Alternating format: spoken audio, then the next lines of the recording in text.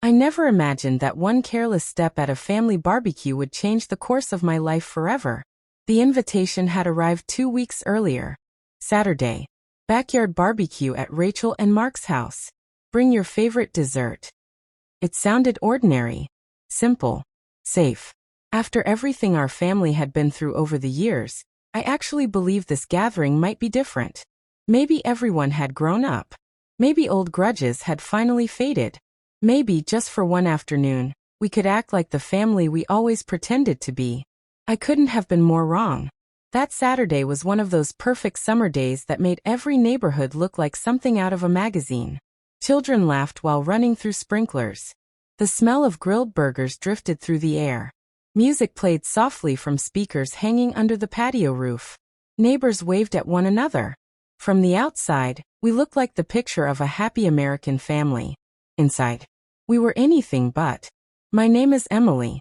I'm 36 years old, a registered nurse, and until that day I believed patience could fix almost anything. I had spent years trying to keep peace inside our family.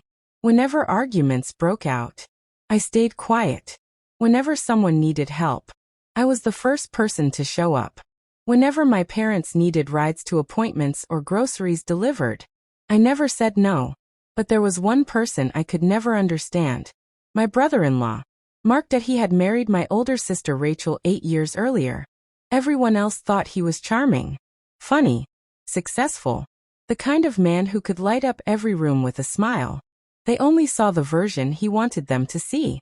I saw someone different. Someone who enjoyed making people feel small. He never shouted. He never threatened. He simply waited for the perfect moment to embarrass someone. And somehow, that someone was usually me.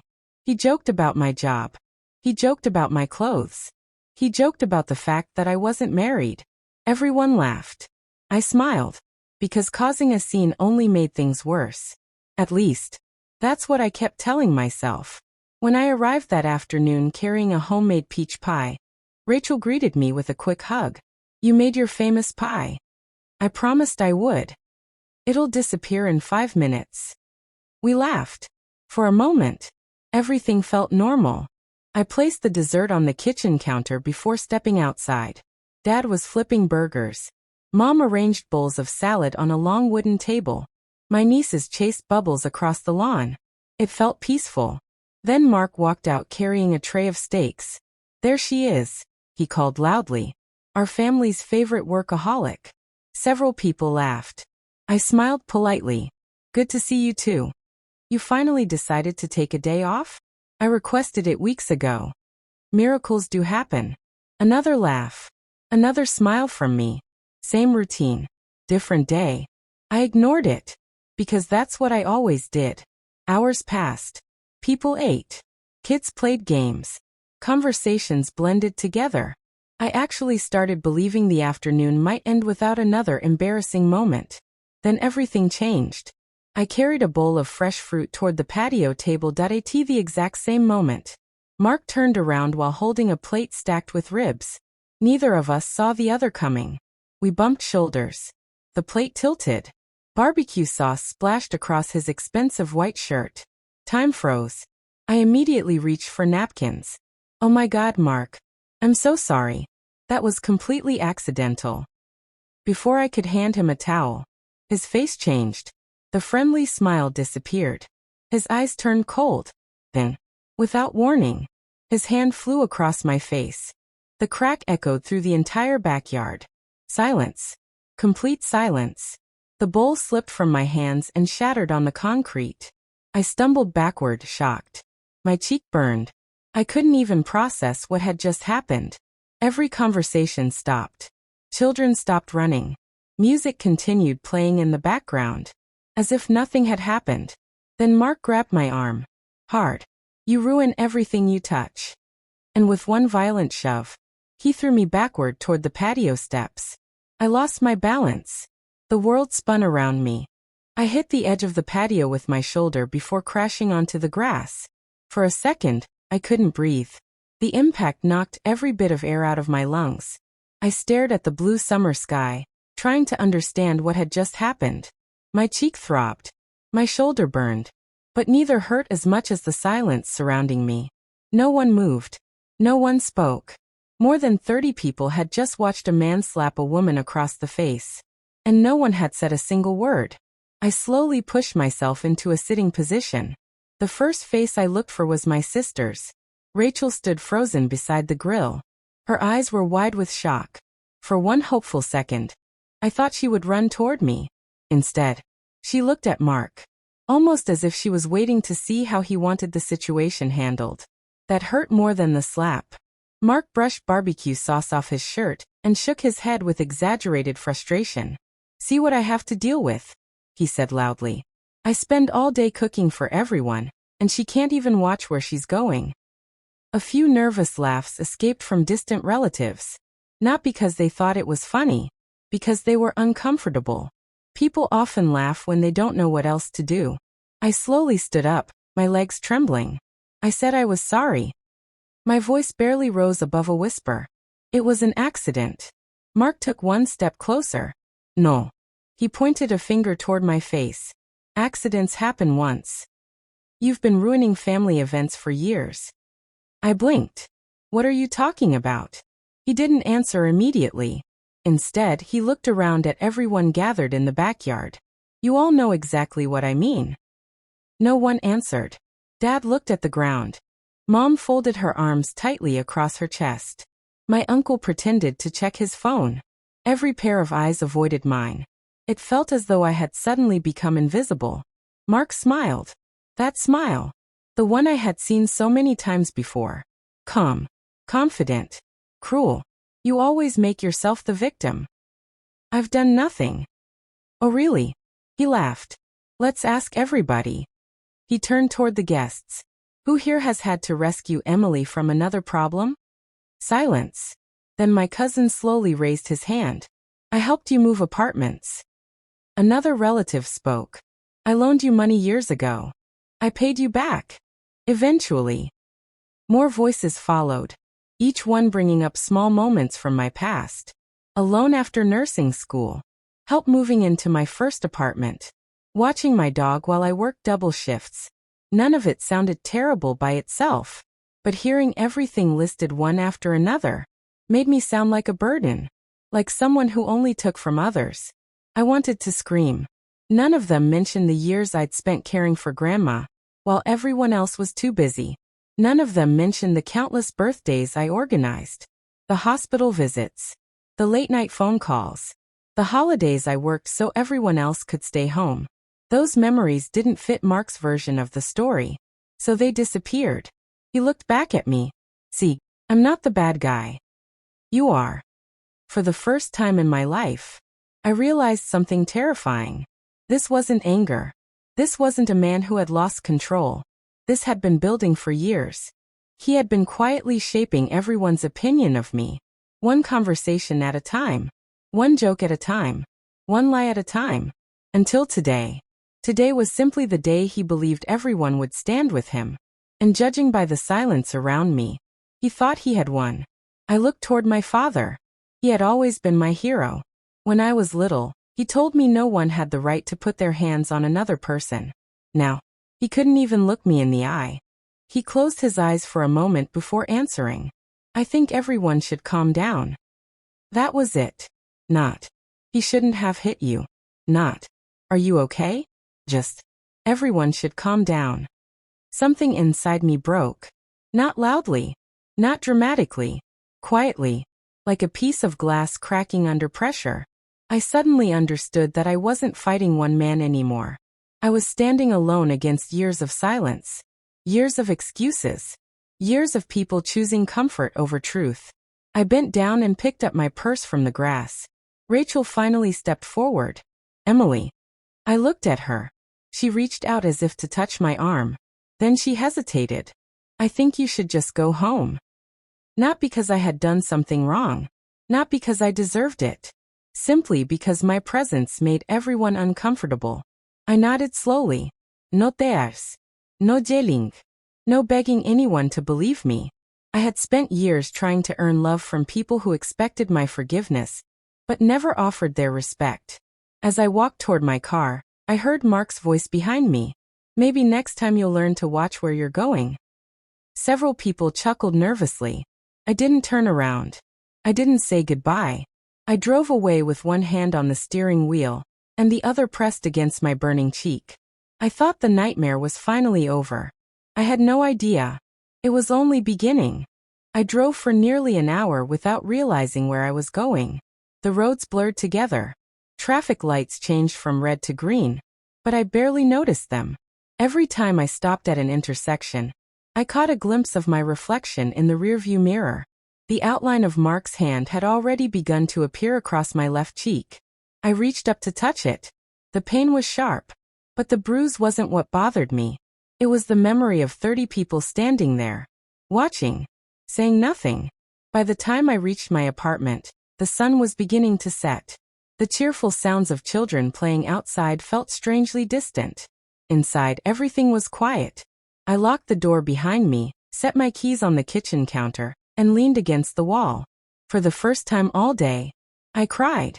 Not because Mark had slapped me, not even because he had shoved me. I cried because I had finally accepted something I had refused to believe for years. I had been trying to earn acceptance from people who had stopped seeing me a long time ago. My phone buzzed. Rachel. I stared at the screen until it stopped ringing. A few seconds later, another message appeared. Please answer. Things got out of hand. I didn't reply. Then came another. Mark feels bad about what happened. I laughed. Not because it was funny. Because I knew Mark. If he truly felt bad, he would have apologized before I left. Instead, he had made one last joke while I walked away. That wasn't regret. That was confidence. Confidence that everyone would eventually forget. Another message arrived. Mom is really upset. I whispered to the empty apartment. So am I. For the next 2 days, I ignored every phone call that I went to work. I smiled at patients. I finished every shift. No one at the hospital knew anything had happened. Then, on Monday afternoon, my manager knocked gently on the break room door. Emily, do you have a minute? She looked concerned. Of course. She hesitated. Someone came by asking for you this morning. My stomach tightened. Ooh, a man. He said he was family. He wanted to make sure you were emotionally stable. I frowned. What? My manager handed me a business card the visitor had left behind.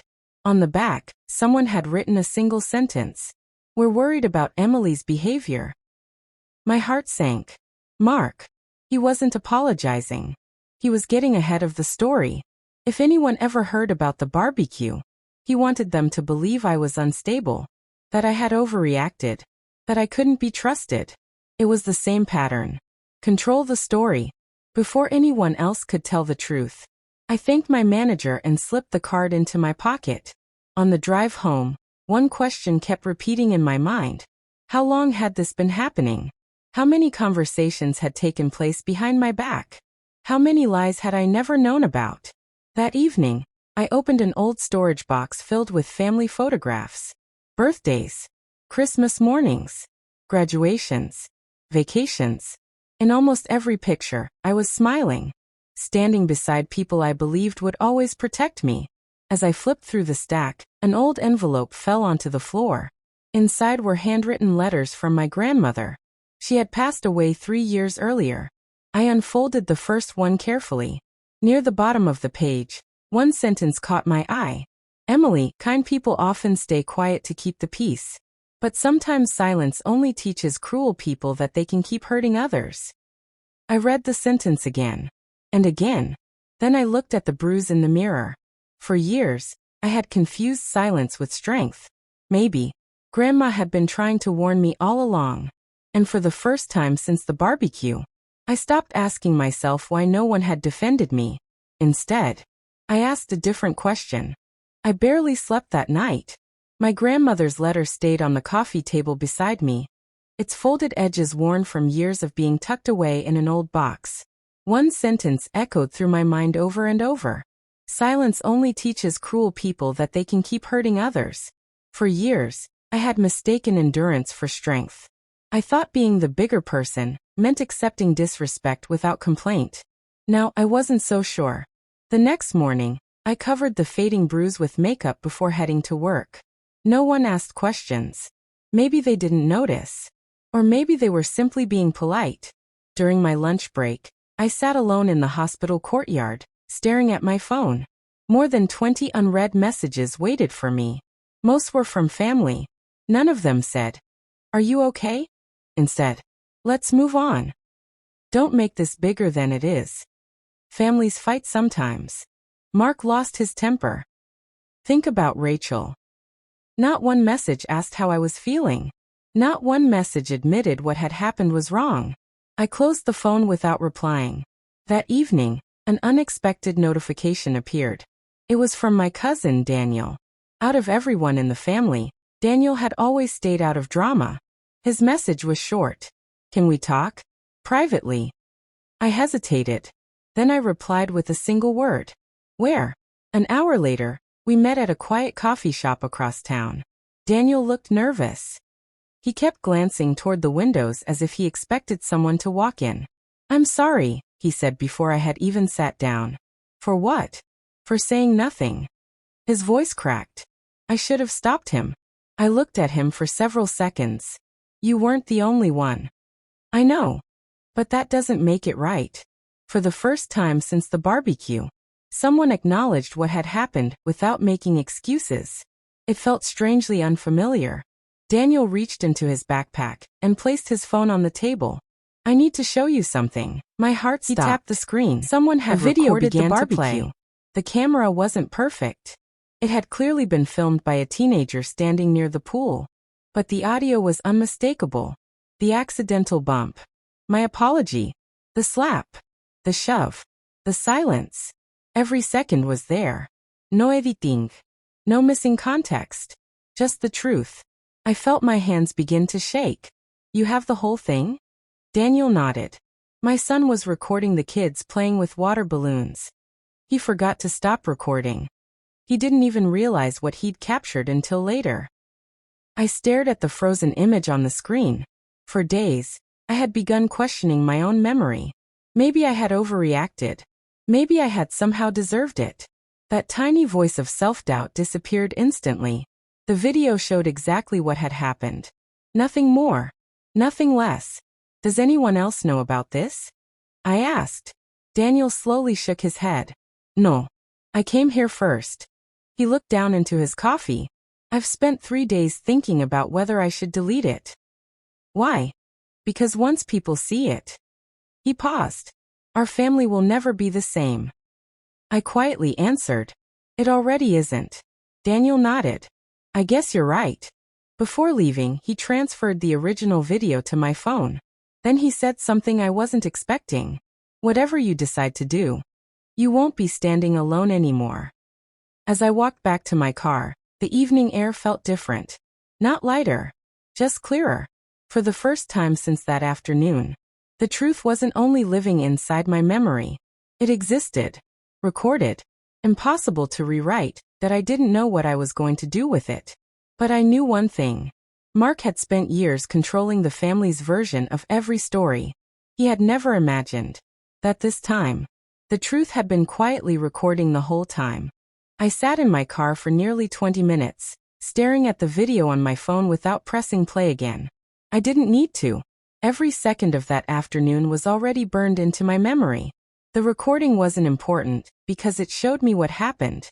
It was important because it meant I no longer had to convince myself that I wasn't imagining it.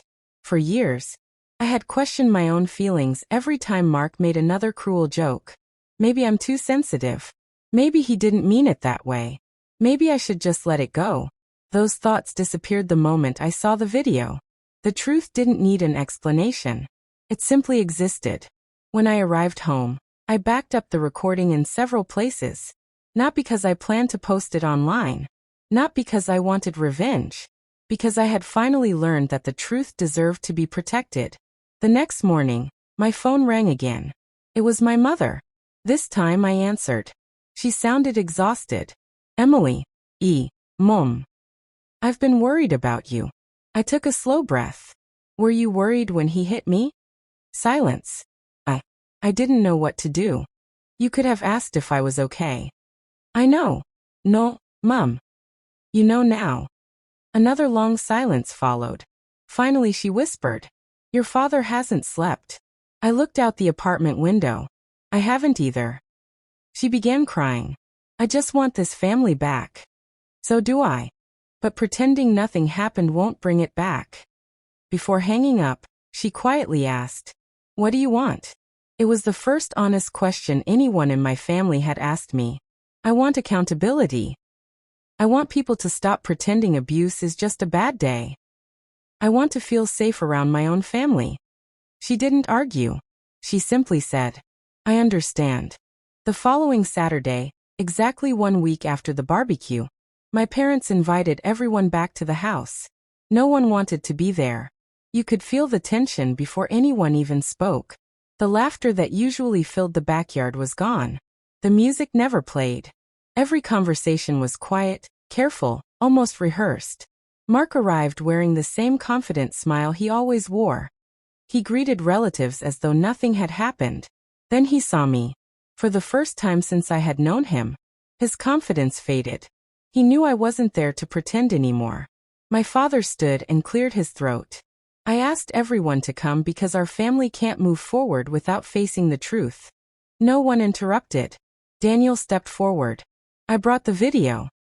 The backyard became completely silent. The recording played from beginning to end. No one looked away.